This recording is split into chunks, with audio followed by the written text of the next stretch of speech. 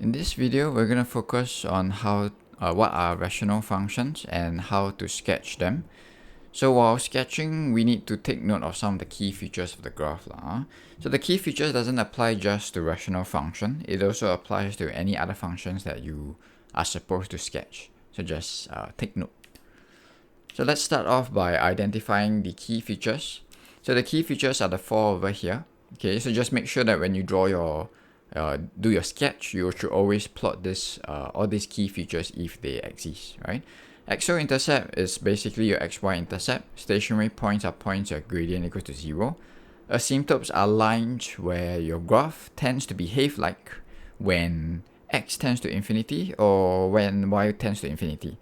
Okay, symmetry are basically trying to describe whether your graph has some kind of pattern. Okay, so we start off with x-intercept. In secondary school, we already learned how to find x-intercept and y-intercept. Basically, you sub y equals to 0 to find x-intercept, sub x equals to 0 to find y-intercept. Okay. Stationary point, by definition, because they are points with gradient 0. So to find them, okay, I will want to differentiate my function, okay, equate to 0 and try to solve for the x values. Okay, again, because I want to find the points where the gradient is equal to 0, right? So in terms of a step, okay, you compute the gradient function, differentiate, equate to 0, solve for the x, substitute the x back into the function to find the y coordinate, right? Because you need to find the point, right? It's a point in the y coordinate as well. Okay. For asymptotes, like what I described just now, they are lines where your graph tends to behave like when x tends to infinity or when y tends to infinity. So in A level, we only focus on three types: the horizontal asymptote, vertical, and oblique asymptote. Okay, the first two are pretty straightforward. Horizontal just means that it is a horizontal line. Vertical is a vertical line. Oblique asymptote is a diagonal line. So diagonal line has the general formula of a straight line, y equals to mx plus c. So we'll look at some of the examples later, and it should be clearer how we can find them and what are asymptotes actually. Okay. So symmetry, we focus on two types here. Okay, the first one, line of symmetry.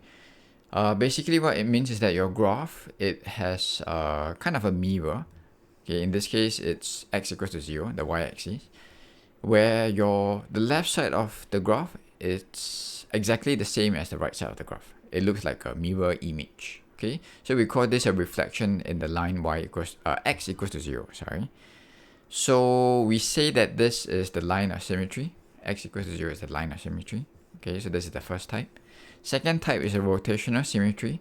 Basically, if you rotate your graph, in this example, if I rotate 180 degree, you see that it looks exactly the same again. Okay, so this is what it means to have a rotational symmetry. Okay. So now we can focus on rational function. So from the term itself, rational, it means that it has the form that looks like a fraction, right? So the only difference is that the top and bottom of the fraction, they are polynomials. Okay, polynomial simply means that they take the form something like this: a0 plus a1x, or these are the general form of a polynomial. Okay, probably up to x to the power n, example. Okay. So some of the terms that we have here, we say that a rational function is proper if the degree of the top function is lesser than the degree at the bottom. Okay, kind of like a fraction, right? When the top is less than the bottom, we call it proper. Okay, so the opposite case is called improper. So just recall, degree just means the highest power of the polynomial. So in this example, the highest power is n. So the degree of p in this case is n. Okay. So now we can focus on trying to sketch a rational function. So the example over here, okay, it's 2x minus 1 over x plus 1. So always take note, if your function here, it is improper, we always try to make it proper first. Okay, you can use long division, or you can use some other method, some other tricks to make it to a proper fraction, no problem.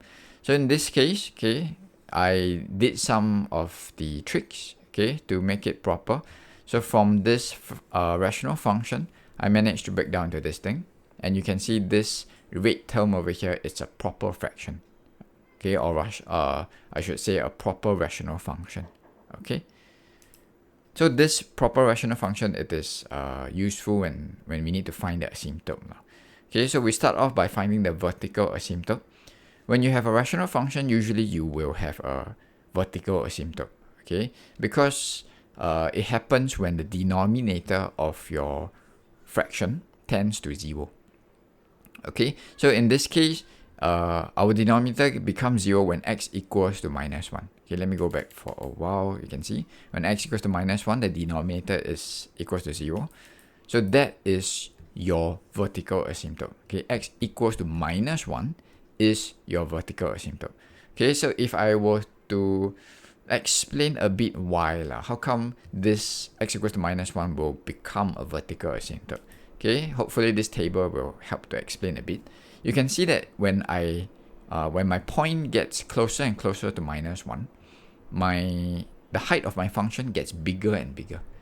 And you can see for each extra decimal place I add here, I will have my height almost increased by 10 times.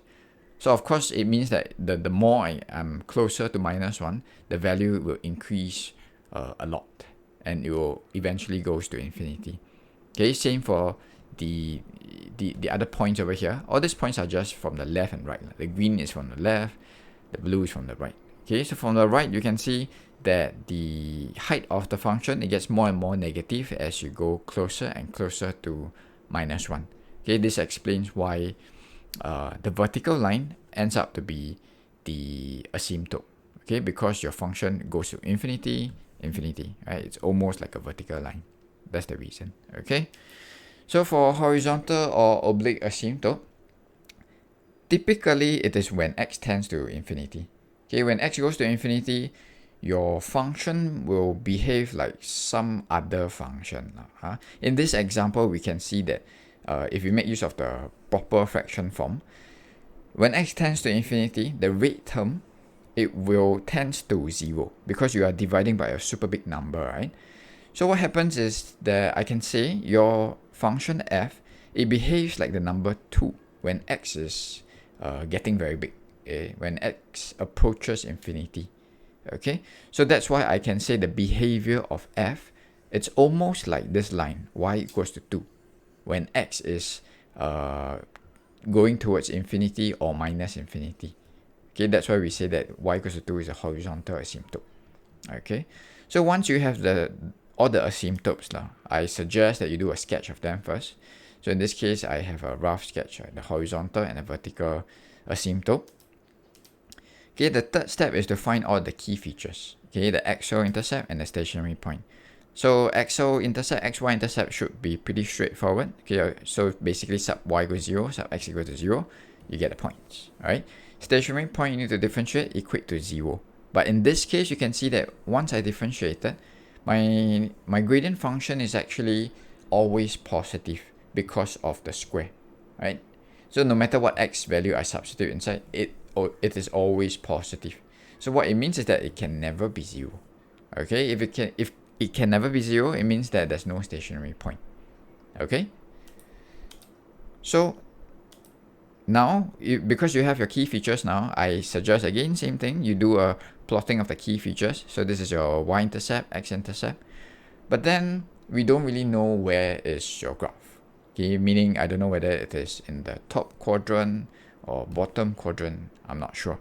Okay, but typically a rational function will always be it will occupy two of the quadrant. Okay, either the top left, top right, or maybe top left, bottom right, so on and so forth. Okay, so how do I determine which quadrant it is occupying? You just need to look at the points that is on the function f. Okay, so here we already have 2 points like x and y intercept. So they are points on the f graph, the fx graph. So of course I can see the right side, it looks something like that. Okay, because it should be very close to the vertical line, so it's almost vertical, go up, and it becomes almost like a horizontal line here. Okay, But then how about the left side? Okay, I'm not sure whether it's on top or bottom. So what to do? If you're not sure, always try to substitute a point inside to check. So in this case, I substitute x equals to -2 because I need a point to the left of the vertical asymptote. My vertical asymptote is x equals to -1, so I simply use -2. Okay, I substitute into my function. I find that the height is 5. So if I do a plot, okay, it is somewhere here. So more or less, you can already sketch your graph. You will know that, okay, your graph should be this shape here. Okay, it's close to the vertical line here, goes down, and close to the horizontal line.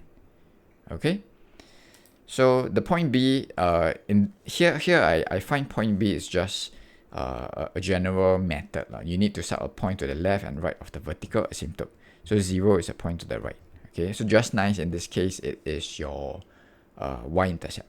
Okay, so B is a y-intercept. So I know the graph is this quadrant and this quadrant. Okay, so this is the graph.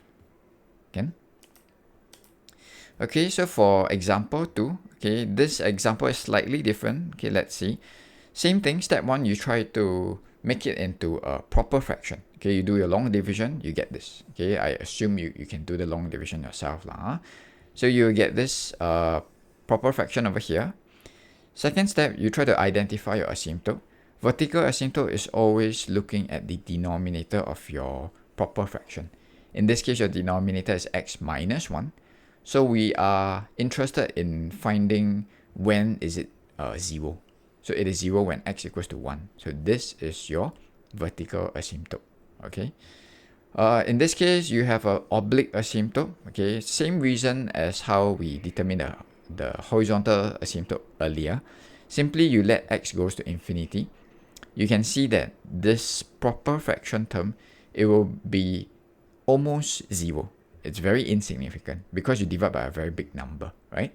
So what I can say is that your function, it behaves just like this x plus 1.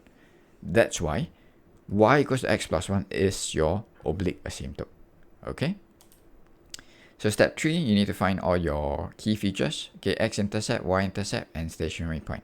So x-intercept in this case, if I try to sub y equals to 0, you won't be able to solve, okay, because there's no roots to the equation, okay? So there's no x-intercept in this case. Y-intercept, yes, I can find, okay, we have it here. Simply sub x equals to 0, find the y.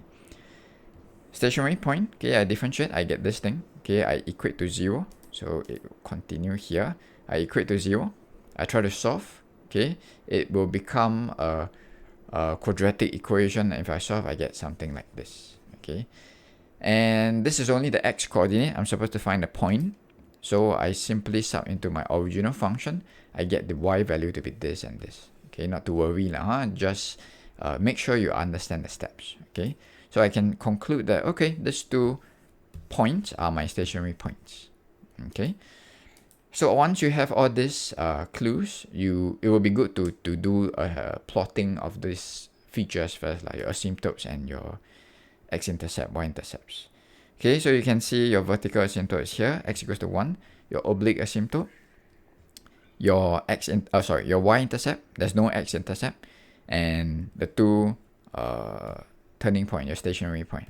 Okay, so just from this information that we have now, we can more or less see where the graph should be. Okay, it will be in this region and this region. Okay, it will always be very close to the asymptote, right? So it comes from the vertical line, it will turn and go towards your oblique asymptote. Okay, same for here. It's very close to the oblique asymptote.